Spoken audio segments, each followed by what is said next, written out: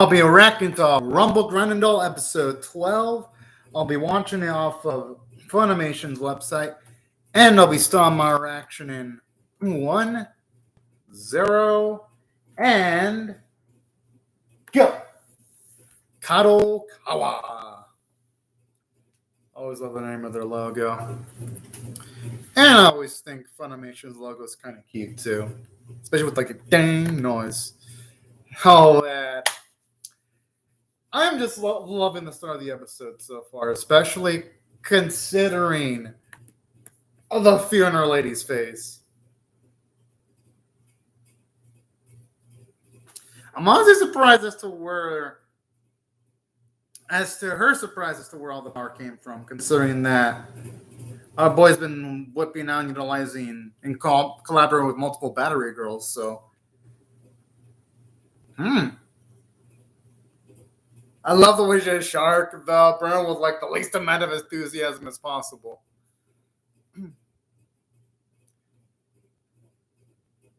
The thing is, though, Hosamichi's different from Yamato. That's the big difference. Honestly, you can't really call them a cheat, though, considering that they're going against a full society that's against them, so any tuner methods they have to utilize to win, I'd say are kind of justified in this instance.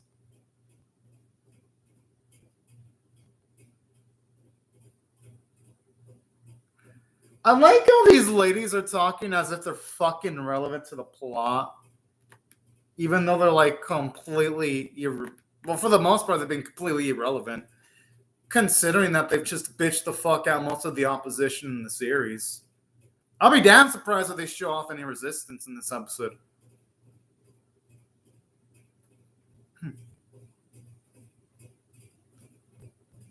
Finally, we're seeing some real choreography. And I can kind of understand them struggling this time, considering that Rin doesn't want to kill Hayate. So I could understand some of the hesitation. I just love the cheapest designs here while they're talking. And there's no way in hell Samichi's doing that. I mean, he just made all this effort to come back. Oh, we finally get to see his eyes. Yeah, but it ain't like the man is providing our boy with any other solutions. That's the issue. I gotta admit, he kind of did look a badass when he was a young boy, though.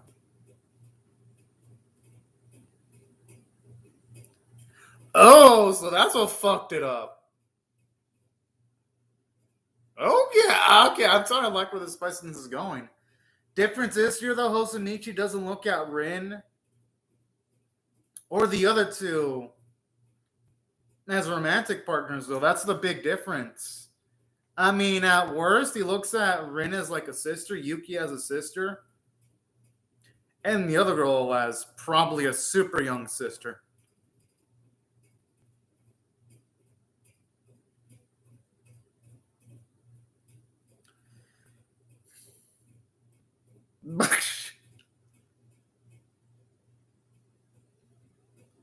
Ravi, man, I wish I had a glow stick right now.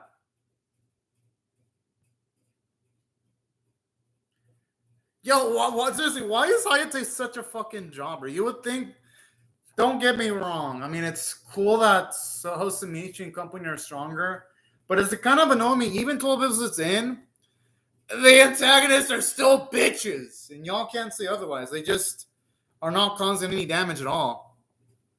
This doesn't really feel like the final fight of a series. It feels more like a mid-season fight, if anything.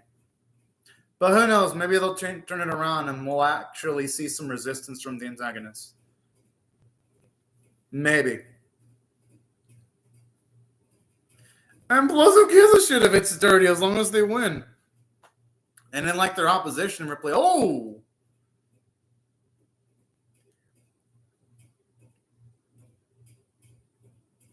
This is the way she says that. You know, this is actually what really carries the series. Even though the fights in this series are not that good, the characters somewhat make up for it.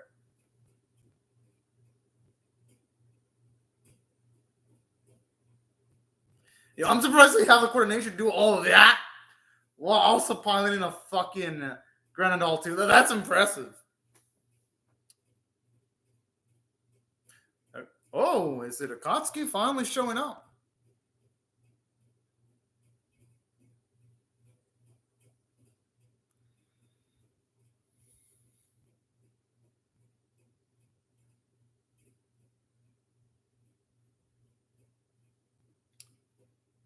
Yo, I think Yamada should back the fuck up.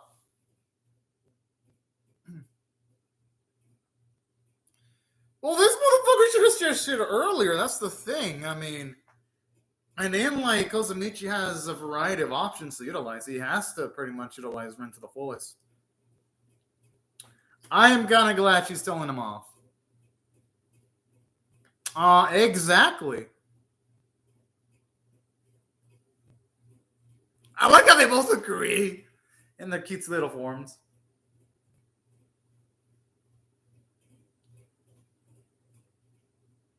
And I kind of like how this sort of gives our boy redemption arc because they're leaving the major decision making to him and not anyone else.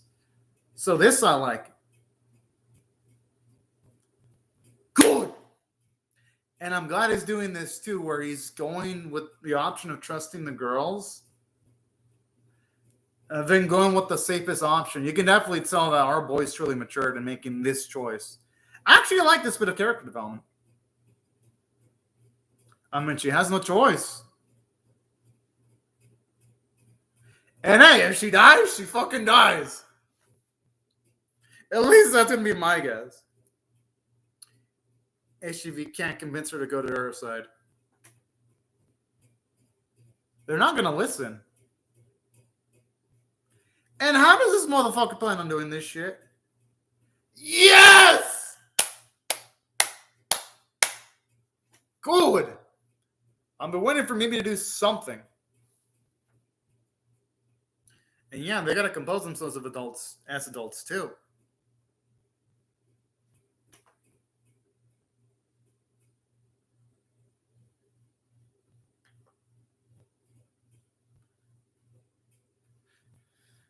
You know, considering how deep this topic is, you would think that Mimi and Yama would have talked about this to a larger extent when they were younger. At least a few years, anyways.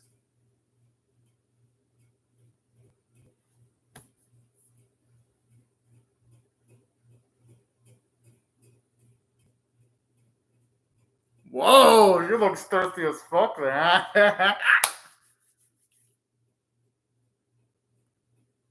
Oh. I see the issue. So he couldn't commit to truly falling in love. Well, he couldn't really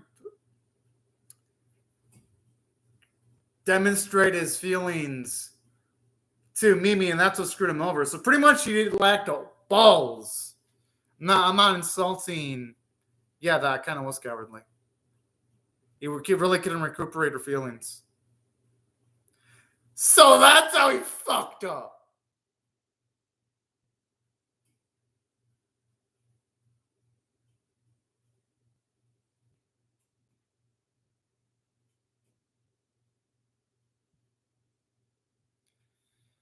I mean, I wonder if it's too late for him. I wouldn't mind these two hooking up eventually.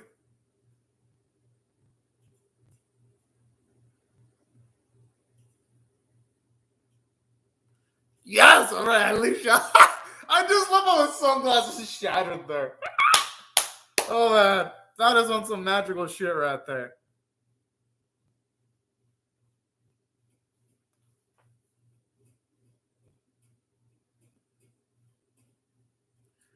Oh, whoa, hold. Is this implying that she likes Osamichi? I mean, I wouldn't be surprised though. I mean, love can okay. Maybe in some cases, love can be immoral, but none of the age gap is that big.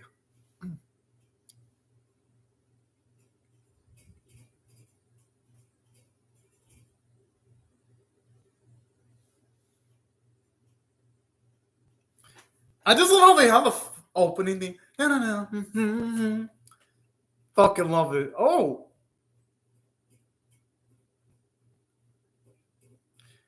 I kind of hope it isn't over that easily though. It'd be too quick if it ended like that. It'd be kind of like an anticlimax.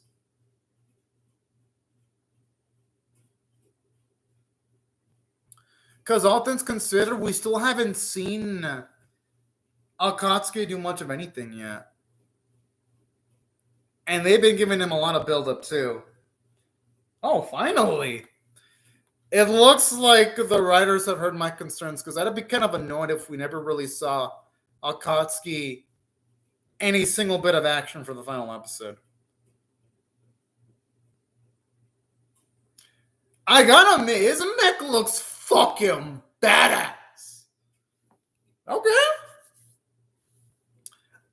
I'm actually hyped for this.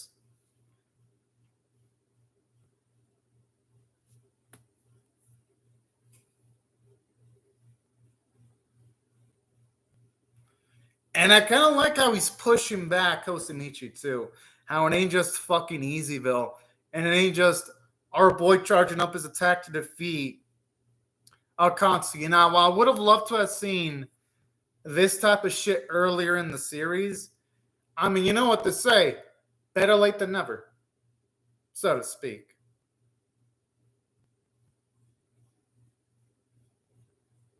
There's no way in fucking know she's running away, though, knowing her.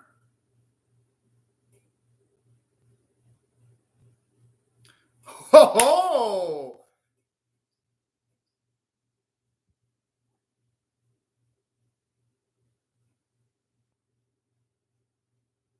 Okay, I always love the themes whenever it's like the older gen trying to like somewhat make up for their mistakes due to it screwing over the younger generation. I always like themes like that.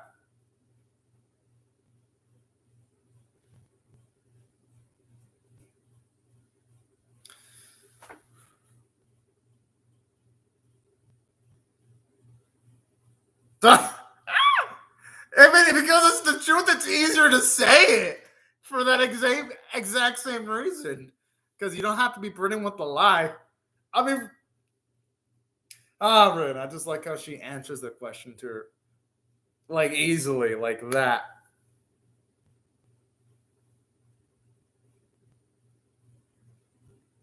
Hmm.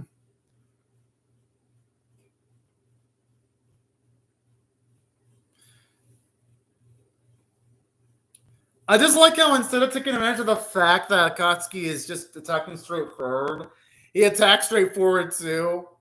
And that's the type of over the top shit that works in this series. That's actually nice. He's utilizing the mobility of some of the other Grandendolls to take advantage of the situation. That's actually some more thinking that and a tactical planning that you normally don't see in fights in the series.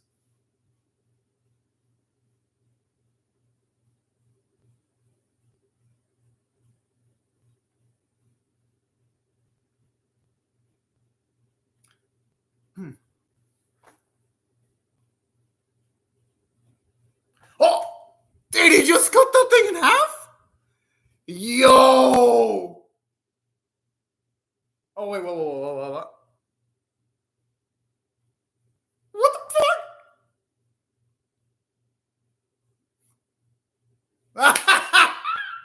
Oh man, that's awesome. I thought for a second, like, it was screwed. That'd been fucking crazy.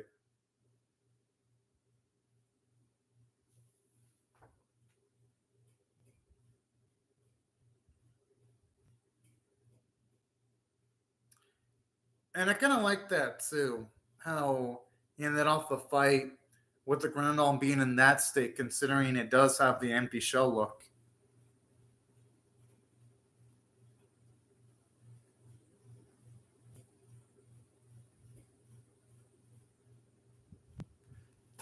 Yes! About damn time. And this is honestly one of the few Rumble GARANNDOLL battles that actually end satisfactory. It actually felt like Hosamichi had to dig in deep just to win.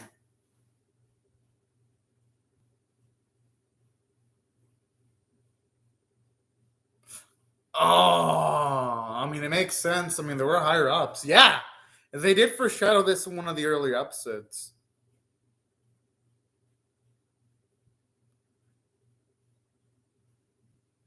Unless Akatsuki joins their side due to the lack of honor.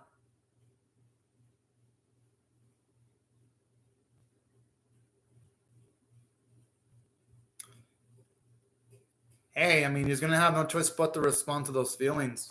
I mean, he might as well try it. Our boy's got nothing to lose.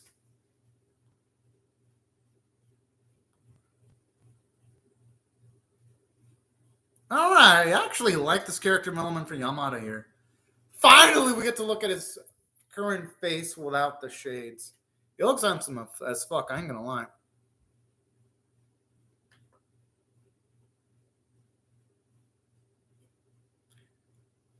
No, it's definitely in the time for him to cry, though, because there's still hope.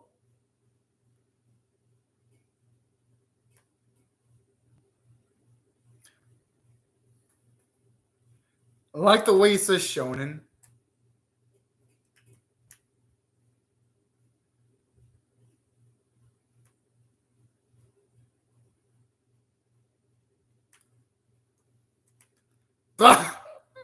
I mean, I just love the fucking reaction.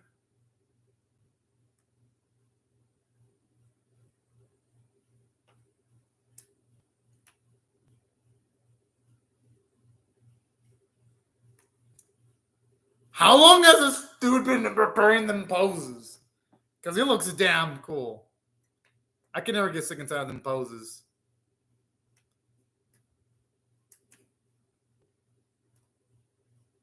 I just love how they have this burn theme, too, for this bit. I mean, it's Yamada, the man she fell in love with. Oh! How long has she been storing that outfit? And I'm surprised she can still fucking fit. Unless you had a custom made for this special occasion.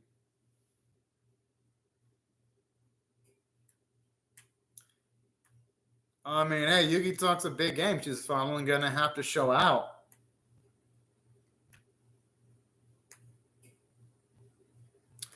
Okay, that feels like a reach there. Okay, that kind of feels like an ask, but fuck it. Since it's Rumble GARANNDOLL, I kind of expect a few assholes here and there, if I'm being honest.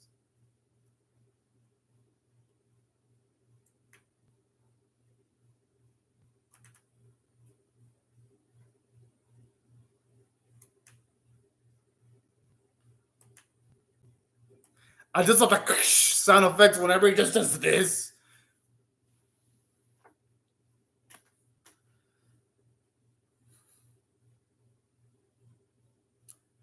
With all that, there's no way the GARANNDOLL's not going to respond. Considering what it operates out of, passion and all that.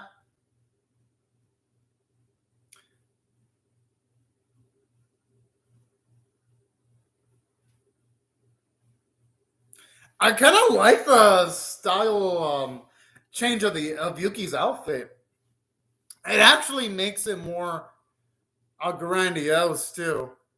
She actually looks like sort of like an adult now, actually.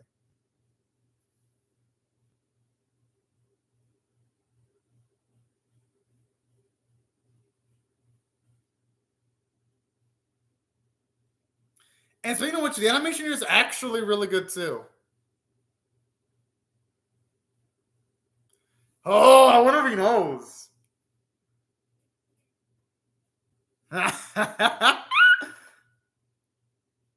Oh, I thought for a second he was gonna mention that he likes someone. Damn.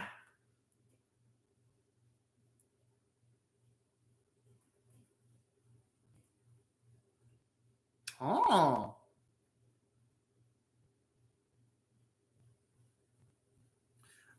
Okay, that definitely implies that Mimi and Yamada have something going on right there. Okay.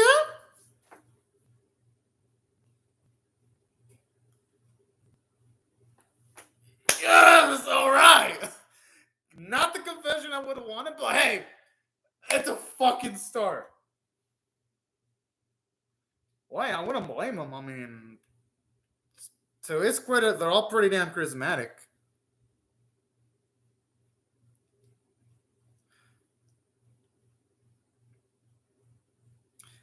And it makes sense, too, from Misa's perspective, considering that she was a shut-in. And Yuki, too. You know what? Normally in anime, I'd be like, oh, the power of love winning. Here, it actually makes sense.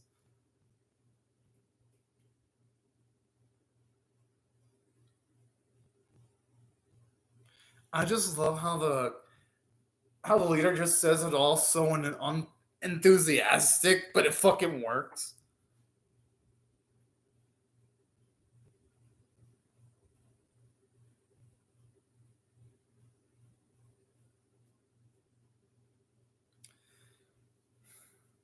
What did I do? Like a. Well, that was fucking quick. I thought for a second I was gonna do some kind of like super powerful attack to like prevent it from moving.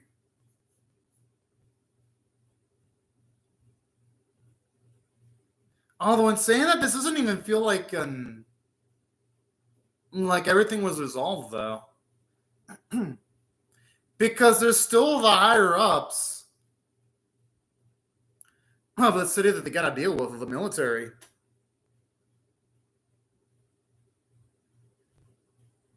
Yeah, that's exactly what I'm talking about. It's like it really.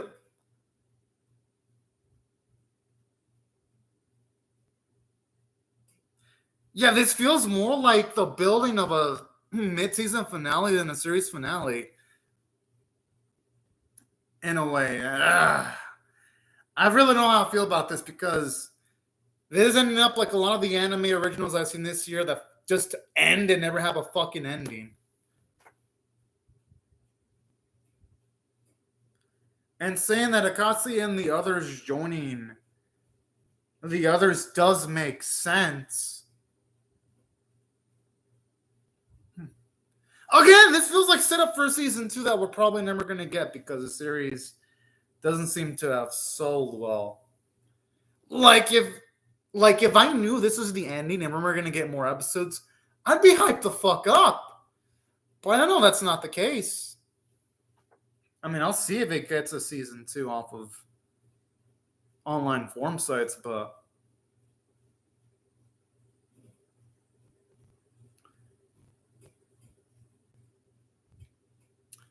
I'll be disappointed if it just ends off on this note without any conclusion.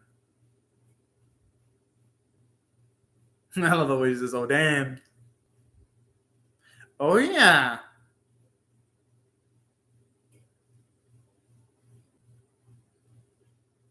He didn't owe them. He owed him Munakataka.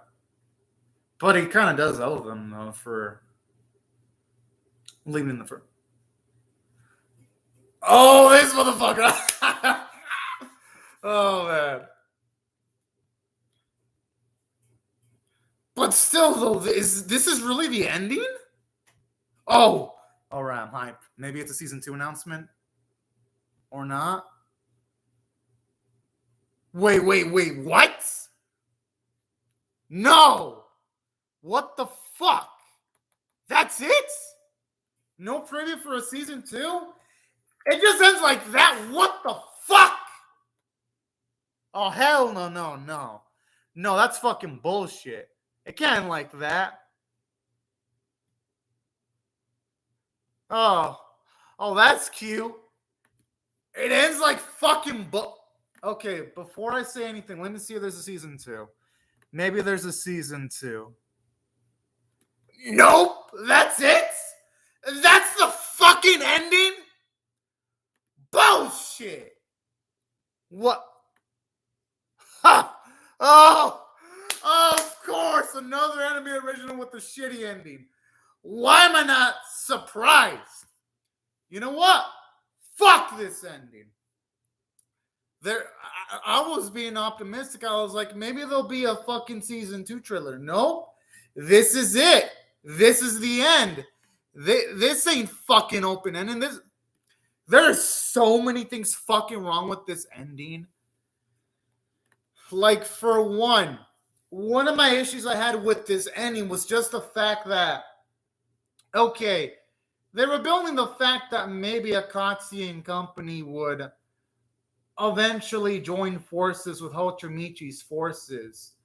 And while in principle I have no problem with that, my biggest issue is the execution, because considering that, save for the fight scene involving motherfucking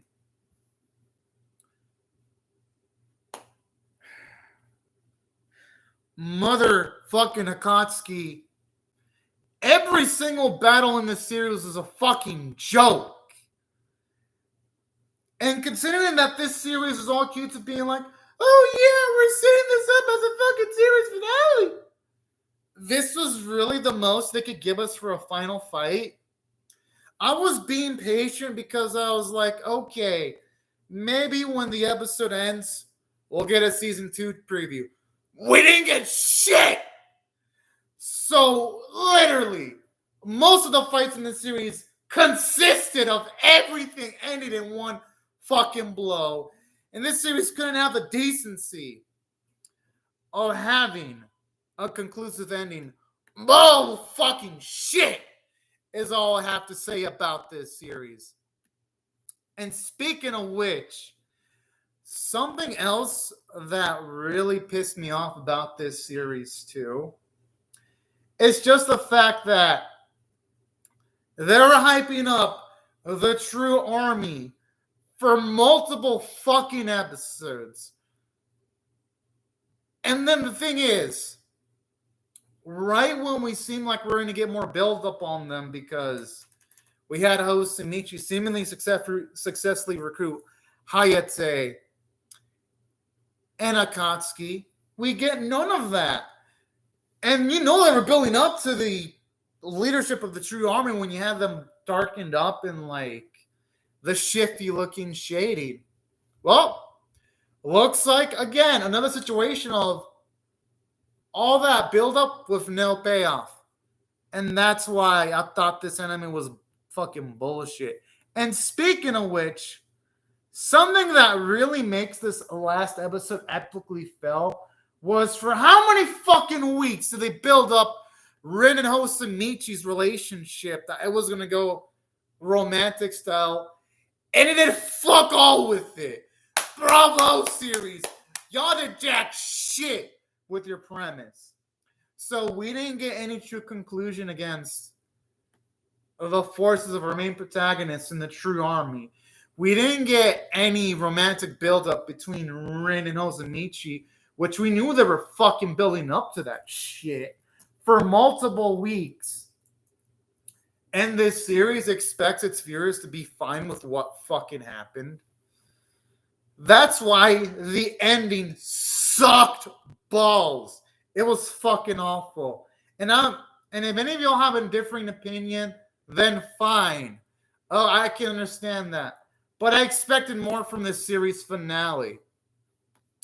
And speaking of which, something else that really annoyed me about this series too was just the fact that you also had the plot point of our boy Hosamichi owing money to Munakata.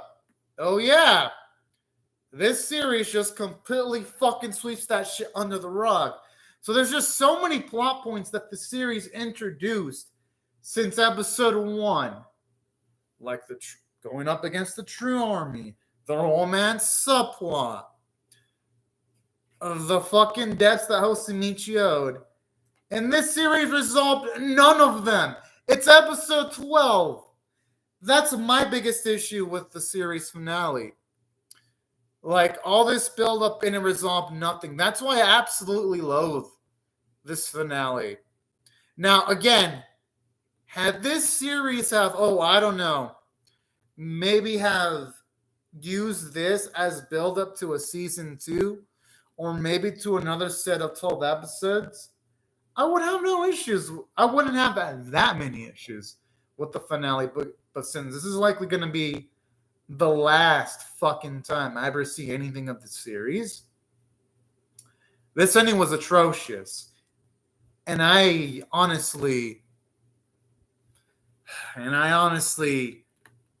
am completely frustrated with it. And you can definitely tell the budget constraints were holding this back.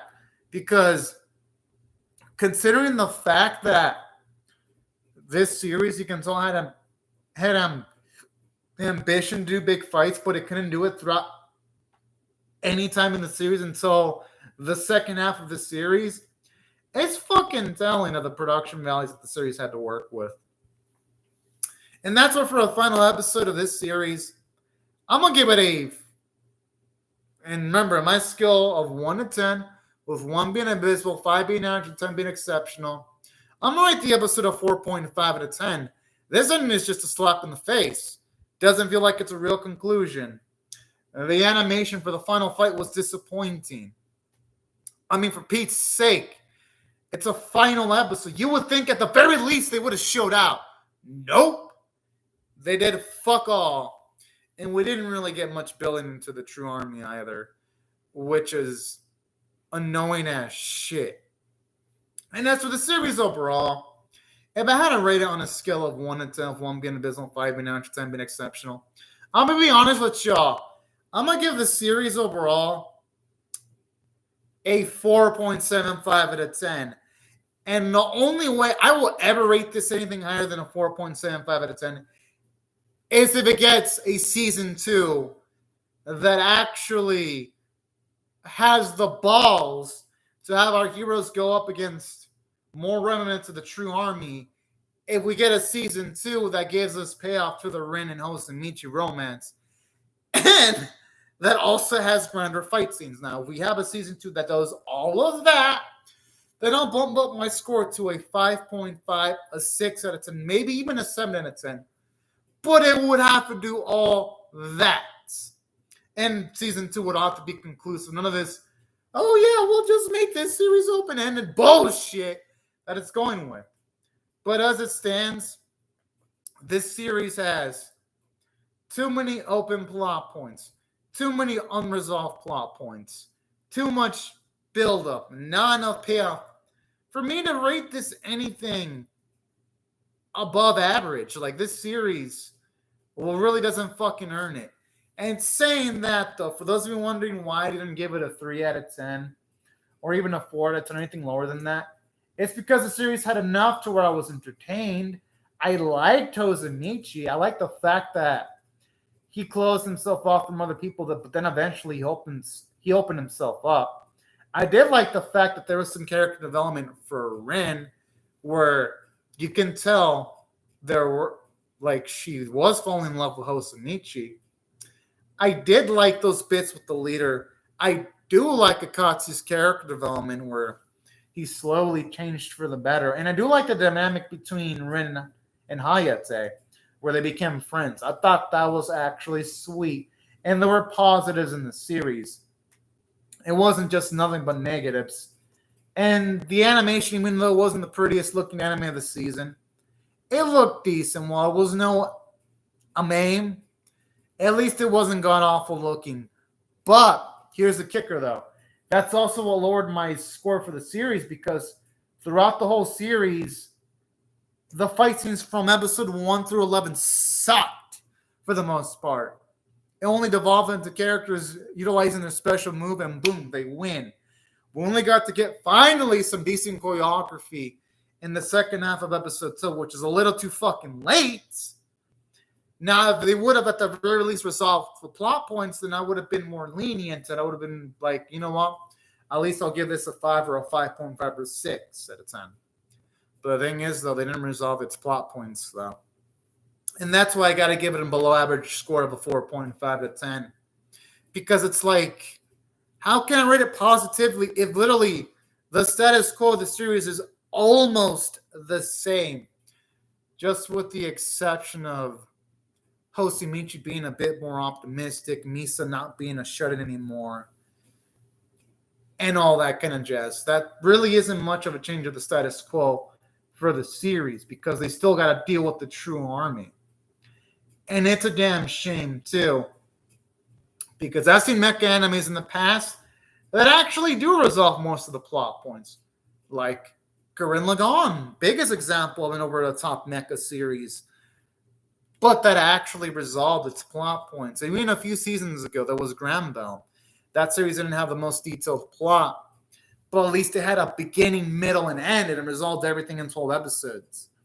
This series couldn't do that, and that's why I couldn't give it an above-average grade. It just had way too many fucking flaws. But, I mean, to its credit, the voice acting was great, but still, that's what overall this series. I just didn't like it. I was literally giving it the benefit of a doubt. I was like, if it at least sticks episode 12, this could have been at least a solid 5 or even a 6 out of 10. Couldn't even do that. Bravo, Rumble Grandall. Bravo. And then this series has the fucking balls. The balls to sequel bait. That's like the worst part. It's like an anime fucking original. If you're gonna do an anime original, have a conclusive story. And if you're not gonna be able to do it in 12, then do it in 24. Or fuck. But yeah, these are my thoughts on the series finale. One of the biggest fucking disappointments I've seen in anime this year. And that's saying a lot because I sat through all of One Rate Priority and Promised Neverland Season 2. And Takata OP Destiny. And this was by far one of the biggest disappointments of the year. And yeah, these are my thoughts on the series. Utterly disappointing. And I can only hope that the series gets a season 2 so I can fix everything. But I fucking doubt it because it's an anime original. It's really fucking rare for anime originals to get more seasons. But anyways, y'all, these are my thoughts on this series and the episode. I'd love to hear your thoughts on how I feel about my reaction or the episode itself in the comment section below. Hope y'all rate the video, share it, comment, and subscribe.